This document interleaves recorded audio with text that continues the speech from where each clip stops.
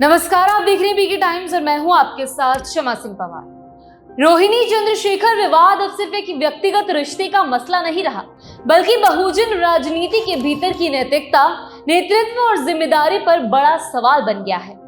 नगीना के सांसद और भीम आर्मी प्रमुख चंद्रशेखर आजाद और इंदौर की दलित वाल्मीकि शोधार्थी डॉक्टर रोहिणी घावरी के बीच चला आ रहा संबंध पिछले कुछ महीनों में बेहद विवादित मोड़ ले चुका है। रोहिणी का आरोप है कि उनका और आजाद का रिश्ता लगभग 3 साल तक चला। इस दौरान उन्होंने आजाद पर भरोसा किया, महंगे उपहार दिए और उन्हें विवाह का आश्वासन भी मिला, लेकिन बाद में उन्हें पता चला कि आजाद पहले से शादीशुदा है और ये बात उन्होंने अपने संबंध के दौरान छिपाई।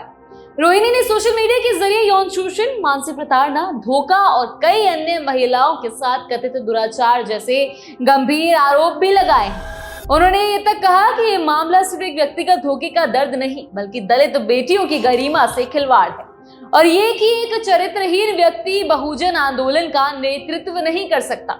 इस विवाद को और तीखा बनाने वाली बात ये रही कि रोहिणी ने आजाद का एक कथित ऑडियो जारी किया, जिसमें वो बसपा प्रमुख मायावती के खिलाफ कथित अपशब्द बोलते सुनाई देते हैं। ये क्लिप सोशल मीडिया पर तेजी से वायरल हुई। चंद्रशेखर ने इसे फर्जी बताया और कहा कि यदि रोहिणी के पास सबूत है तो उन्हें अदालत में पेश करें।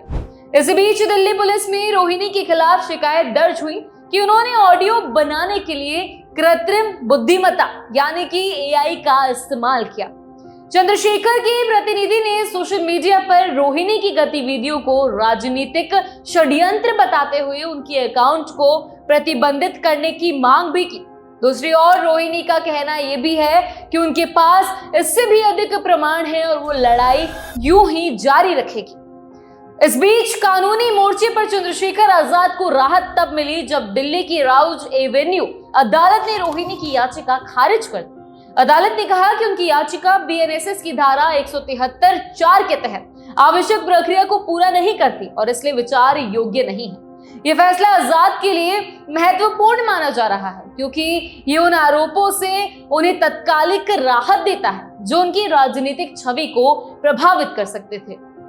हालांकि रोहिणी अब भी अपनी बात पर कायम है और न्यायिक लड़ाई को आगे बढ़ाने का दावा कर रही है। कुल मिलाकर ये विवाद बहुजन राजनीति की आंतरिक संरचना, नेतृत्व की विश्वसनीयता और सामाजिक नैतिक जवाबदेही जैसे गंभीर प्रश्नों को उजागर कर रहा है।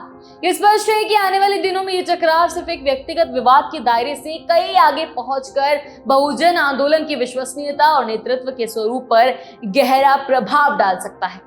फिलहाल के लिए इतना ही। बने रहिए बीके टाइम्स के साथ क्योंकि ये है राजस्थान की असली आवाज। नमस्कार।